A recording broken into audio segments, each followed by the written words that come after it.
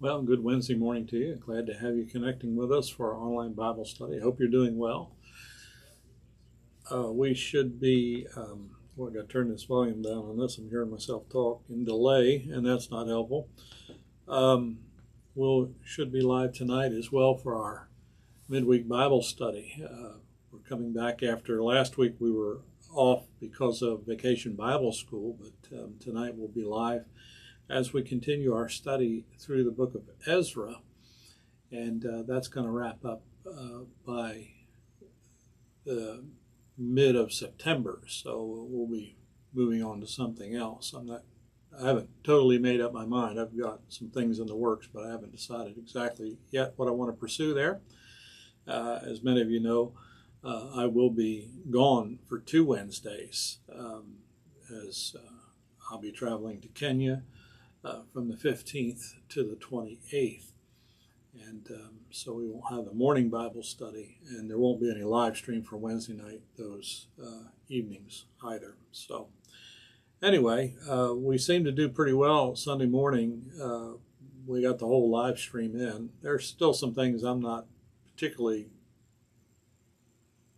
pleased with, so I'm hoping that we can continue to kind of hone that and make it better, but it is a work in progress nonetheless. So, well, we're in Ecclesiastes chapter 7. Ecclesiastes chapter 7. We're going to close out this section this morning as we've been looking at verses 11 through 29 under the title of Jack of all trades and a master of one, talking about the importance of how we put wisdom to work in our daily lives. And again, I'll just remind you of Chuck Swindoll's definition of wisdom. Wisdom is the God-given ability to see life with rare objectivity and to handle life with rare stability. So objectivity and rare stability. And we talked about the perspective that wisdom delivers. I mean, the wisdom of God helps us to look at things with a much different perspective. And then last time we were together, we talked about the power that wisdom defends. And it's a power to deal with difficult problems. And when we understand the nature of how we respond to things and how we endure various things. And it was a power to deal with demanding people. And thinking of Chuck Swindoll, he said the 3 greatest challenges that any of us will face will be people, circumstances, and things. Well, when you think about that, that's pretty conclusive, because that's pretty well summarizes the things that we find that we have to encounter: people, circumstances, and things, and how we deal with those things, and again, our perspective and the demands that they put on us, and how we manage them if we do it according to the wisdom of God, will give us advantage. And so today we conclude this section by talking about the purpose that wisdom declares. And so in verse 8, in Proverbs 8:11, Proverbs 8:11, Solomon declares wisdom is better than rubies, and all the things that may be desired are not to be compared to it. And so Solomon understood something about trying to fulfill natural desires, human desires, and he realized that even something as valuable as a ruby failed in comparison to having the wisdom of God in your life. And so let's kind of think of just a couple thoughts as we conclude this section this morning, as we talk about the purpose that wisdom declares. The ultimate purpose, is to look at life from God's vantage point. And so the first thing that he deals with is a thorough investigation. So if you do follow along, but it's verses 23 through 28 of chapter 7. And he talks about this investigative work. In verse 23, he says, I tested all this with wisdom, and I said, I will be wise, but it was far from me. What has been is remote and exceedingly mysterious. Who can discover it? I directed my mind to know, to investigate, and to seek wisdom and an explanation, and to know the evil of folly and the foolishness of madness. And I discovered more bitter than death the woman whose heart is snares and nets, whose hands are chains. One who is pleasing to God will escape from her, but the sinner will be captured by her. Behold, I have discovered this, says the preacher, adding one thing to another to find an explanation, which I still seeking, but have not found. I have found one man among 1,000, but I have not found a woman among all these. Behold, I have found out this, that God made men upright, but they have sought out many devices. And so, in that particular section, he's talking about two traps that we tend to fall into. And so, through this thorough investigation, we know his background. He was a man who had been caught in sexual seduction. Pardon me. And so he makes reference to that quite often throughout the book of Ecclesiastes. He speaks quite extensively to that subject in the book of Proverbs as well. And one of the more dominant desires that particularly men deal with is fulfilling that sexual desire. It's interesting. God created us with those desires. He created us with all types of desires: desires to eat, desires to sleep, desires. You should have a desire to work. There's all these desires, but the idea of fulfilling a natural desire in an unnatural way is when we have abandoned the wisdom of God. And that's exactly what happened to Solomon as he acquired all these relationships with all these various different women. And a lot of that had to do with the power of his kingdom. And many of those relationships were forged based upon agreements with other nations. The thing is, they were pagan nations. And as he developed these relationships with these foreign women, he even admits the fact that his heart was drawn away from God as it once was. And but ultimately he realized that the desire was not fulfilling. And the reason he couldn't find what he was looking for is because he was doing things contrary to God's desire. And here's the big thing: God's design. God's design. When we take any sense of natural desire, and God is the creator of those within us, and again, trying to fulfill those things outside of God's design. When we think about the physical relationship between a man and a woman, it is something that is to be holy, it's to be set apart. God had intended from the very beginning that it would be monogamous, that it would be one man with one woman for one lifetime. And that's God's design, that's God's ideal. And when anything that's outside of any physical relationship between a man or a woman, or sad to say, anything else that would define that, if it's outside of the parentheses of what God has designed it for, then it's not the will of God, and it's not the desire of God. And we're fulfilling a legitimate desire, but in an illegitimate way, and it brings about destruction. Anytime we do things contrary to the way of God has planned, purposed, or programmed, we will always miss out. We're going to fall down, and we'll be ready to give up.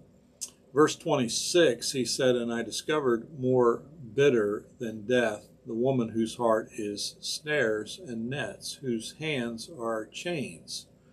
One who is pleasing to God will escape from her, but the sinner will not be captured by her."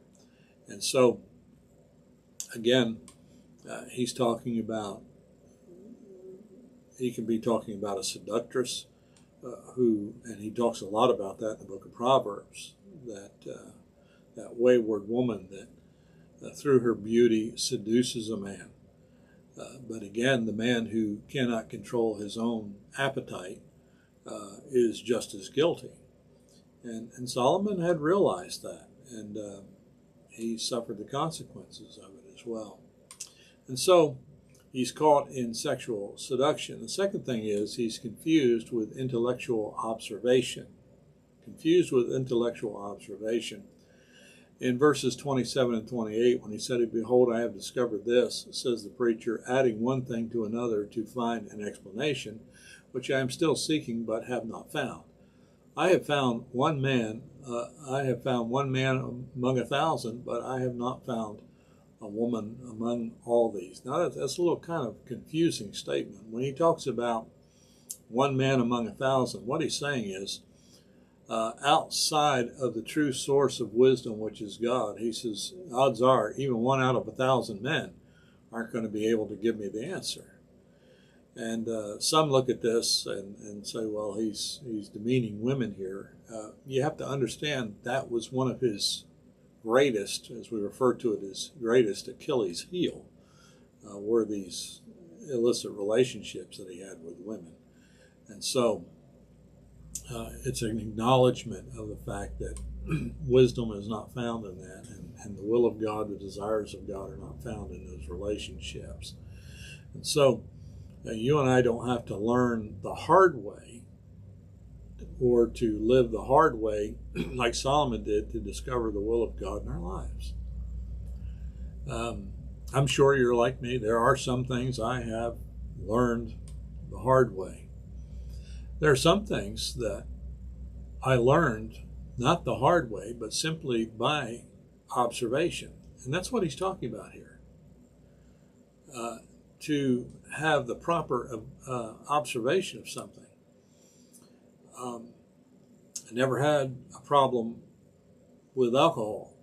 Never had a taste for it. I don't, but I learned the lesson by watching and observing others who were given to alcohol, seeing how it altered their personalities, and seeing the adverse effects of a hangover and the sickness that followed. I thought, why in the world you're willing to find that euphoria of, I don't know, some sort of escape for a short period of time and then suffer so violently afterwards? Never made much sense to me. And so it was something that I just never got caught up in, basically by observing the adverse effects in other people. Same thing with tobacco. Never had a propensity to it, but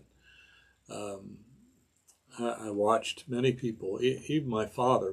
My father didn't get saved until he was much, much later in life, and smoking was a big part of his life. And he eventually, to no surprise to us or to him, that he wound up getting lung cancer. And he had the lower left half of his lung was removed. Thank God that was all the cancer, and he went on to live a long time after that. But by his own admission was the fact that, he suffered that because of the poor choices in his life before he was saved. And, again, I watching that, I realized that's not something I wanted to be a part of my life. Drug abuse. I've had family members, well, not immediate family members, but cousins that were involved in drug abuse, and I've seen others who I've been acquainted with, and the grip that takes upon them.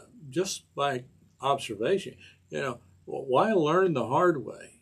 Why have to learn that by suffering the consequences of such vices yourself? And of course, illicit relationships. People trying to find satisfaction in that, and it just makes you wonder if there's any real sexual purity anymore in the world, even among God's people. there seems to be a lot more justification in regards to that than what used to be. I say by the grace of God, by the way. I'm not bragging. I mean, my wife and I were sexually pure when we got married, and we've never known anybody else but one another, and not until after we entered into matrimony. But sometimes I hear people say, and I understand, people get caught up in the moment, and they say, well, we gave in to the temptation. Okay, I understand that. That can happen. But then the same people, not just one child, but 2, 3, 4. I knew one couple, 4 children out of wedlock. And they wanted me to do a wedding for them finally. And I said, well, some things you're going to have to make some decisions about purity before I do that. They had lived together for 11 years, had 4 kids out of wedlock. And her grandmother called me all upset with me because I wouldn't marry this good Christian couple. I thought, no, if they think they're a good Christian couple, then they're denying the reality of the sin in their lives. And that's all I wanted them to do, was acknowledge the sin that they had committed, and then want to know that they had genuinely confessed it before God. But that was not a path they wanted. No, they wanted a wedding. What they wanted was a party, I think. And I wasn't going to have any part of it.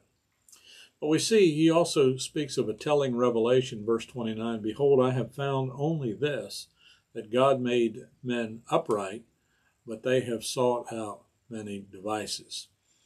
I think in regards to this is the idea, when God created man, he created him in a perfect environment, and the man was without sin. But we know the Bible tells us that by one man, sin came in the world.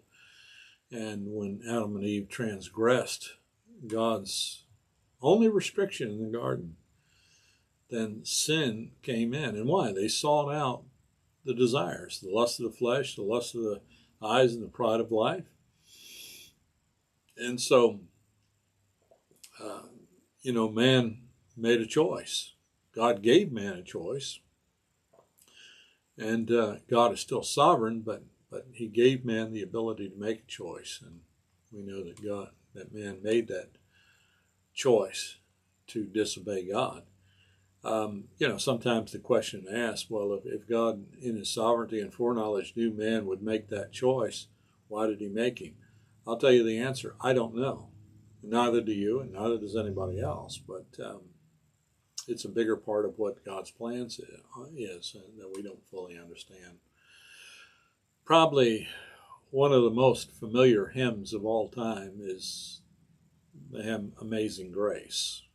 We sing it, Amazing Grace, how sweet the sound that saved a wretch like me. The background of the hymn. You knew it was written by a man by the name of John Newton. His story is interesting. He was raised by a godly mother. His father was very wicked and worldly. And when he came of age, he followed the pattern of his father, unfortunately, and not his mother. And he got involved in the slave trade, running slaves from Africa to England. And he finally ended up, as he confessed, a slave of slaves. And he wound up serving some escaped slaves on the African coast, and found himself in just a deplorable way. On one of the voyages back to England, his ship encountered a violent storm in the Atlantic. Fearing for his life, and sometimes we hear these stories, and we call them sometimes foxhole confessions. God, if you'll get me out of this, But there was a sincerity to what happened into Newton's life during that storm. He remembered the teaching and the faith of his mother, and he cried out to God in all sincerity and was saved. Again, we know the song Amazing Grace very well, and it's quite a testimony to his salvation. But there is a lesser known hymn that he wrote that really speaks of the details. He said, and he wrote, "In evil long I took delight. unawed by shame or fear, until a new object met my sight and stopped my wild career. I saw one hanging on a tree in agony and blood, who fixed his languid eyes on me as near his cross I stood. Sure, never till my last breath shall I forget that look. It seemed to it seemed to charge me with his death, though not a word he spoke. A second look he gave, which said, I freely all forgive.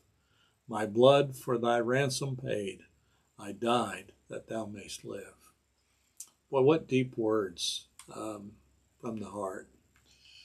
And when we compare that with Amazing Grace, that saved a wretch like me, that's what Newton wrote and what we sing. It puts it into the proper perspective. We've got to have God's wisdom when it comes to perspective. We've got to have God's wisdom if we're going to understand the power behind how we live to honor God in our lives. And listen, we need to understand the purpose that wisdom declares. And it is to ultimately give us that perspective that is from God's perspective and not our own. All right, let's pray. Father, thank you for a time to look into your word. And God, these are very weighty words as they speak to the condition of human life. And Lord, as the one song Robbie Robertson wrote, prone to wander, Lord, I feel it, prone to leave the God I love. Certainly, if we don't have your wisdom, that could be a path that we would choose. God, help us to walk in your wisdom, not only today, but in the time ahead as we think of all that you've done. God, thank you in Jesus' name. Amen. Well, again, thanks for connecting. I hope you're having a good day. We'll be live tonight, Lord willing, at 6:30 for our study in Ezra. And Lord willing, I will connect with you on next Wednesday as well before I go on my mission trip. Take care now.